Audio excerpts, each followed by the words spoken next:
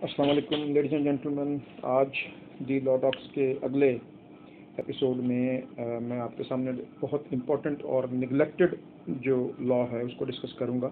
देखिए, the law docs का मकसद जो है वो लीगल प्रोफेशनल्स को अपग्रेड करना है, उनको अपडेट करना है और उनको जो बेस्ट पॉसिबल जो लीगल रेमेडीज़ हैं, जो बेस्ट पॉसिबल जो लीगल एवेन्यूज़ हैं, उनसे रोशनास कराना है। इस सिलसिले में आज मैं जो डिस्कस करूंगा उस कानून का नाम है दी डिफेमेशन ऑर्डिनेंस 2002। देखिए, पाकिस्तान में हम सब जानते हैं, मैं बात कर रहा हूँ, दरअसल मुखातिब हूँ उन लीगल प्रोफेशनल से जो कि लॉयर्स हैं या जजेस हैं या लॉ स्टूडेंट्स हैं, कि पाकिस्तान में जो लॉ ऑफ टॉर्ट है वो सबसे ज़्यादा निगलेक्टेड जो लॉज हैं उनमें शामिल है। हमारे यहाँ अभी तक टॉर्ट से मुतल्लिका कोई चीज़ जो है वो उस लिहाज से डेवलप नहीं हो सकी जिस तरह के मगरबी मुल्कों में या वो कॉमन लॉ कंट्रीज़ जिसमें कि टॉर्ट जो है वो बुनियाद है उनके सोशल कल्चर का, और जो उनका पूरा जो लीगल स्ट्रक्चर है वो लॉ ऑफ टॉर्ट के गिर्द घूमता है। वहाँ पे हम सब जानते हैं कि कॉमन लॉ कंट्रीज़ में जो लॉ ऑफ टॉर्ट है वो उनके प्रेसिडेंट से जो उनकी अदालतों ने दिए हैं, जो आहिस्ता आहिस्ता आहिस्ता डेवलप होता गया, और आज वहाँ पे एक बहुत महज़िब सोसाइटी जो है वो कायम है, जहाँ पे कोई शख्स जो है वो किसी भी आदमी को किसी भी शख्स को जो है वो गैर ज़रूरी तौर पर ना तो उसकी प्रॉपर्टी को इंजर कर सकता है, ना उसके पर्सन को इंजर कर सकता है, ना उसकी रेपुटेशन को इंजर कर सकता है। तो जो आज का कानून है द डिफेमेशन ऑर्डिनेंस 2002, दरअसल ये एक कोशिश है कोडिफाई करने की लॉ ऑफ टॉर्ट के जो इंजरी टू रेपुटेशन है उस एस्पेक्ट को। इंजरी टू रेपुटेशन जो है वो यूँ है जिसे हम आम उर्दू अल्फाज में हम कहें तो ये अजाला हैसियत उर्फ़ी कहलाता है। अजाला हैसियत उर्फ़ी से मुराद ये है कि आप यानी कि वो कंपनसेशन हासिल करें कि जो आपकी रेपुटेशन को इंजर करने पर किसी शख्स को जो है वो आप यूँ समझिए कि उसके ऊपर आयद की जाती है। टॉर्ट की अगर हम तारीफ़ आम अल्फाज में करना चाहें तो टॉर्ट दरअसल एक सिविल रॉन्ग है, लेकिन इसकी जो स्पेशलिटी है वो ये है कि ये इंडिपेंडेंट ऑफ कंट्रैक्चुअल जो लायबिलिटीज़ होती हैं वो होता है। सिविल रॉन्ग है but it is independent of contractual liabilities and it is actionable in the law in the law courts. अच्छा, अब इसमें टॉर्ट्स की इकसाम क्या क्या हो सकती हैं। टॉर्ट्स की इकसाम है जी आपकी इंटेंशनल जो है वो इन्फ्लिक्शन ऑफ इमोशनल डिस्ट्रेस, दूसरा है जनाब आपका नेग्लिजेंस, फिर आपका है जी फाइनेंशियल लॉसेस, फिर इंजरीज हैं, फिर इन्वेजन्स ऑफ प्राइवेसी है या वगैरह वगैरह। काफ़ी इकसाम है इसकी, लेकिन हम जो डिस्कस करेंगे हमारे इस कानून का जो टॉपिक है, जो सब्जेक्ट है, वो है डिफेमेशन, यानी किसी शख्स के खिलाफ किसी शख्स की रेपुटेशन को इंजर करने का जो सिविल रॉन्ग है उसको हम कहते हैं डिफेमेशन। उसको डिफेम करना, उसकी शोहरत को ख़राब करना, उसकी इज़्ज़त को बरसरेआम जो है वो उसका आप यूँ समझिए कि इंजर करना। अच्छा, अब यहाँ पे जो इस कानून की सबसे इम्पोर्टेंट बात यह है कि ये कानून दरअसल प्रिंट और इलेक्ट्रॉनिक दोनों मीडिया से रिलेटेड है। डेफिनेशन क्लॉज में इसकी जो है वो चीज़ें वाज़ेह की गई हैं कि ब्रॉडकास्टिंग की तारीफ़ की गई है, फिर इसमें एडिटर की तारीफ़ की गई है, फिर इसमें बताया गया कि न्यूज़पेपर किसे कहते हैं। तो दरअसल इसका पर्पस जो था वो ब्रॉडकास्टिंग और प्रिंटिंग, यानी प्रिंट मीडिया और इलेक्ट्रॉनिक मीडिया दोनों जो प्लेटफॉर्म्स हैं उसमें जब आप कोई ऐसी स्टेटमेंट इशू करते हैं, कोई ऐसा साइन बनाते हैं, कोई ऐसी कार्रवाई करते हैं, कोई ऐसा आप यूँ समझिए कि जेस्चर देते हैं कि जिससे किसी शख्स की रेपुटेशन को नुकसान पहुंच सके, तो वो इस कानून का टॉपिक होगा और आप इस कानून के तहत वहाँ पे जो है वो कार्रवाई कर सकते हैं। अच्छा, बड़ी इंपॉर्टेंट जो है वो है इसमें डिफेमेशन की तारीफ। सेक्शन 3 इसका डिफेमेशन को जो है वो वाजे करता है, यानी ये जो लॉ है ये डिफेमेशन को क्या समझता है। मैं चाहूँगा कि हर बर्फ आपके सामने इसको पढ़ो। Section 3, subsection 1. Any wrongful act or publication or circulation of a false statement or representation made orally or in written or visual form, which injures the reputation of a person, tends to lower him in the estimation of others, or tend to reduce him to ridicule, unjust criticism, dislike, contempt, or hatred, shall be actionable as defamation. अच्छा जी, अब इसके subsection 2 है, बयान करता है कि इसकी दो इकसाम हैं, एक है सिलेंडर और एक है लाइबल। अच्छा, अब ये दोनों में फ़र्क क्या है? सिलेंडर और लाइबल एक्चुअली क्या होता है? सिलेंडर का मतलब है ज़ुबानी तौर पर किसी को डिफेम करना, यानी आप कोई स्टेटमेंट ज़ुबानी तौर पर जो है वो किसी के खिलाफ दें, उसका मज़ाक उड़ाएं, उसकी तज़हीक करें और इस्तेहज़ाइया अंदाज में कोई बात करें जिससे कि वो समझे कि मेरी रेपुटेशन जो है वो इंजर हुई है, तो उसको हम कहते हैं सिलेंडर। दूसरा है लाइबल।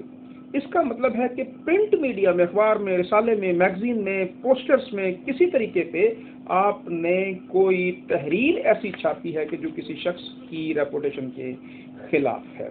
अच्छा जी, अब जो चीज़ यहाँ पे इसको एक्शनेबल बना रही है वो इस कानून की क्लॉज जो है वो सेक्शन 4 है।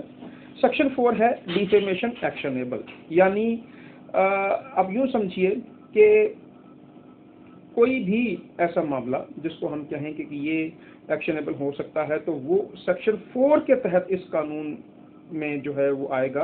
और सेक्शन 4 क्या है? The publication of defamatory matter is an actionable wrong without proof और special damage to the person defamed and where defamation is proved damage shall be presumed. जहाँ पर डिफेमेशन जो है वो प्रूव हो जाए तो ये कंफर्म हम प्रिज्यूम करेगी अदालत के जनाब इसको नुकसान पहुंचा है, यानी डिफेमेशन साबित करना जरूरी है, नुकसान आपकी शोहरत का ऑटोमेटिकली प्रिज्यूम किया जाएगा। अच्छा, अब इसमें ज़ाहिर कानून है तो कानून सबके लिए बराबर होता है।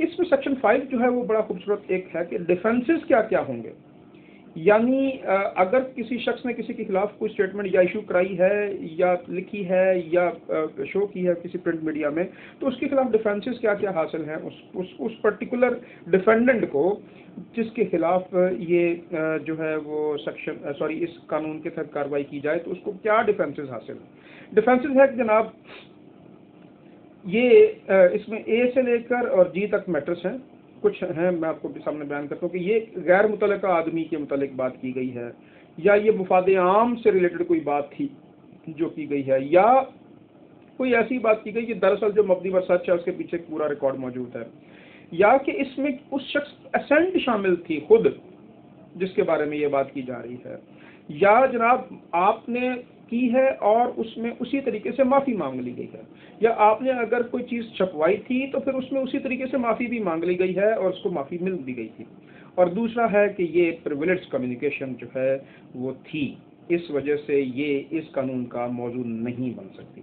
यानी प्रिविलेज्ड कम्युनिकेशन भी हम ये कानून शहादत का जो पहले जो क्लॉजेस हैं उसमें ये बयान की गई हैं कि प्रिविलेज्ड कम्युनिकेशन क्या होती है, जैसे कि between the master and servant, between the husband and wife, between the father and son, between the client and his lawyer, between the doctor and his patient, तो ये privileged communications होती हैं, ये इसका मौजूद नहीं होंगी।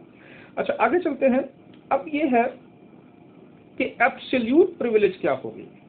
अच्छा, एक चीज़ होती है एब्सोल्यूट प्रिविलेज और एक चीज़ होती है क्वालिफाइड प्रिविलेज। दो बड़ी इंपॉर्टेंट ये टर्मिनोलॉजीज हैं, एब्सोल्यूट प्रिविलेज और qualified privilege. Ladies and gentleman, इन दोनों को इस कानून ने बड़ी खूबसूरती से जो है वो बयान किया है। सेक्शन 6 एब्सोल्यूट प्रिविलेज और सेक्शन 7 क्वालिफाइड प्रिविलेज। यानी अब मैं आपको फर्क बताता हूँ। देखिए, एब्सोल्यूट प्रिविलेज का मतलब है कि किसी प्रिविलेज कम्युनिकेशन वाले इदारे ने मैटर को खुद छापा है, यानी प्रिविलेज कम्युनिकेशन का जो जिस भी इदारे को किसी पर्सन को हासिल थी प्रिविलेज कम्युनिकेशन, लेकिन उसने उसे खुद छापा है। और दूसरा क्वालिफाइड जो प्रिविलेज है उसका मतलब है इसकी रिपोर्टिंग की गई है फेयरली तौर पर। यानी मैं कहूँ कि प्रिविलेज कम्युनिकेशन क्या है कि किसी लॉयर और किसी क्लाइंट के दरमियान जो मैटर था उसको किसी लॉयर ने या क्लाइंट ने छापा हो, प्रिविलेज कम्युनिकेशन है। दूसरा है कि किसी अदालत, जैसे अदालत की बारे में रिपोर्टिंग आप अखबारों में अमूमन पढ़ते हैं, तो वो दरअसल के जनाब जज साहब ने ये कह दिया, कोर्ट ने ये रिमार्क्स दिए वगैरह वगैरह, तो उसकी फेयर एक्चुअली जो है वो रिपोर्टिंग होती है, तो वो क्वालिफाइड प्रिविलेज उसे हम कहते हैं। तो इन सूरतों में हम ये जो डिफेंसेस हैं ये मौजूद हैं। अच्छा जी, अब जाते हैं कि जनाब कैसे आपने इसकी कार्रवाई जो है वो करनी है। बात यह है कि जनाब एक्शन कैसे लिया जाएगा।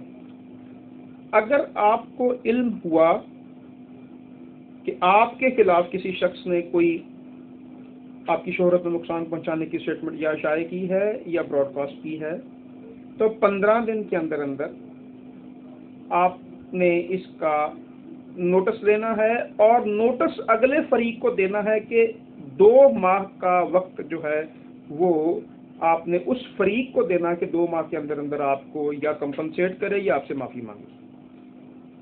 15 दिन के अंदर आपने नोटिस देना है और उस नोटिस में आपने 2 माह का टाइम देना है उसको कि वो आपको इस मैटर पे सेटिस्फाई करे कि उसने ये जो बातें की थी ये उन डिफेंसेस में आती हैं जिन डिफेंस का जिक्र हम सेक्शन 5 में कर चुके हैं। आपसे माफी मांगे या आपको कंपनसेट करे। अच्छा जी, अब चलते हैं रेमेडीज क्या है। देखिए रेमेडीज की बड़ी अहम है। रेमेडीज जो है वो ये है, सेक्शन 9 इसमें बयान करता है कि इस कानून के तहत रेमेडीज क्या हो सकती हैं। जहां डिफेमेशन साबित हो जाए तो अदालत मुतल्लिक़ को माफी मांगने का कह सकती है और अगर प्लेंटिफ माने तो उसी तरीके से पब्लिश करे जिस तरीके से उसने पब्लिश करके उसको टार्निश किया था उसकी रेपुटेशन को, या उसी तरीके से अपनी बयान जो है वो जारी करे जिस तरीके से कि उसने बयान जारी किया था जिससे कि उसकी रेपुटेशन इंजर हुई थी। फिर है जनाब रिस्पॉन्सिबल, जिसे हम कहते हैं रीजनेबल कंपनसेटरी डैमेजेस। एक चीज होती है डैमेज और एक चीज होते हैं डैमेजेस। डैमेजेस हम जानते हैं हर्जाने को कहते हैं डैमेजेस। ये डैमेज की जमा नहीं है, कानूनी तौर पर डैमेजेस जो है वो हर्जाने को कहते हैं। तो बतौर जनरल डैमेजेस जो है वो अदा करने का हुक्म सिर्फ जो कि कम से कम 50,000 होंगे, और इसके साथ साथ अगर कोई स्पेशल डैमेज जो है वो हुआ है तो उसके साथ उसके डिफॉल्ट में अगर उसने कोई चीज की है तो वो उसे 3 लाख रुपए भी अदा करने का हुक्म दे सकते। खासी भारी जो है वो कंपनसेशन इस कानून के तहत लेडीज एंड जेंटलमैन जो है वो मौजूद है। प्रॉब्लम सिर्फ ये आ रहा है कि इस कानून के तहत कार्रवाइयां बहुत कम हो रही हैं, ना लॉयर्स को इसका पता है और ना लोगों को इसका पता है जिसके तहत इसके तहत जो है वो मैटर देखा जाए। अच्छा अब देखें कि कहाँ आपने ये कार्रवाई करनी है, यानी कौन सा फोरम होगा आपके पास इस कार्रवाई को करने के लिए। तो लेडीज एंड जेंटलमैन इसका फोरम जो है वो है डिस्ट्रिक्ट कोर्ट, यानी आप डिस्ट्रिक्ट जज साहब के पास इसकी जो है वो दावा जो है वो फाइल करेंगे। दूसरा, इसके ऊपर सीपीसी और कानून शहादत का इतलाक होगा, यानी ये सिविल नेचर का एक कानून है। हम जानते हैं टॉट होता ही सिविल है, शुरू में हम बयान कर चुका हूँ सिविल रॉन्ग, लेकिन चूंकि ये ऑर्डिनेंस की सूरत में है, कोडिफाई हो गया है, तो अब ये दरअसल जो है वो कोडिफाइड डिफेमेशन ऑर्डिनेंस जो है वो आपके सामने मौजूद है। तो इसके ऊपर सीपीसी का इतलाक होगा, यानी इसका प्रोसीजर सीपीसी के तहत चलेगा, और दूसरा इसके ऊपर कानून शहादत का इतलाक होगा। अच्छा, अब ये है कि एक और बड़ी इंपॉर्टेंट बात जो है वो सेक्शन 11 है इसका। सेक्शन 11 कहता है कि अगर कोई क्रिमिनल प्रोसीडिंग ऑलरेडी पेंडिंग है उस डिफेंडेंट के खिलाफ प्लेंटिफ की तरफ से, जो इस सूट का प्लेंटिफ होगा, जो कि इस डेफेमेशन ऑर्डिनेंस 2002 के तहत सूट जो है जिसने फाइल किया है, तो इस ऑर्डिनेंस की जो प्रोसीडिंग होगी वो अलग से चलेगी और ये उसके ऊपर असरअंदाज नहीं होगा फौजदारी का जो मैटर चल रहा है, यानी दोनों अलग अलग चल सकती हैं और दोनों में ही उसके खिलाफ कार्रवाई हो सकती है। अच्छा जी, फिर ये है जनाब कि इस जो मैटर है ये 6 माह के अंदर अंदर इसका फैसला जो है वो आपने करना है। 6 माह के इसके ऊपर टाइम है। इसके अलावा जनाब इसकी अगर आप अपील की जाती है जिससे जज साहब के फैसले के खिलाफ, तो 90 दिन के अंदर अंदर जो है वो फैसला करेगी हाई कोर्ट। हाई कोर्ट ने इसका जो है वो फैसला करना है 90 दिन के अंदर अंदर। और दूसरा ये है कि हाई कोर्ट में अपील आप कब करेंगे। अपील आपके लिए जो टाइम है वो 30 दिन का है, तो 30 दिन के अंदर आप अपील करेंगे जिसके ऊपर हाई कोर्ट इसका फैसला करे। लेडीज एंड जेंटलमैन, वीडियो जो है वो लंबी होती जा रही है और हमारी कौम जो है वो ज़ाहिर है इल्मी बात सुनने की इतनी ज़्यादा जो है वो आदी नहीं है, वो जल्दी थक जाते हैं इल्मी बात अगर वो उनके सामने की। तो टिकटॉक और बाकी सारी जितनी जो उल जलूल और उल फुल चीज़ें हैं अगर वो उनके सामने घंटों भी चलती रहे, वो फेसबुक व्हाट्सएप उसके ऊपर सारी वीडियो सारा दिन देख सकते हैं, लेकिन इल्मी बात जो है वो डेफिनेटली उनकी जो नाजुक तबाह है उसके ऊपर गिरा गुजरती है। इसलिए मैं आपसे इजाज़त चाहता हूँ किसी अगले सेशन में किसी अगले टॉपिक के लिए। अल्लाह हाफ़िज़।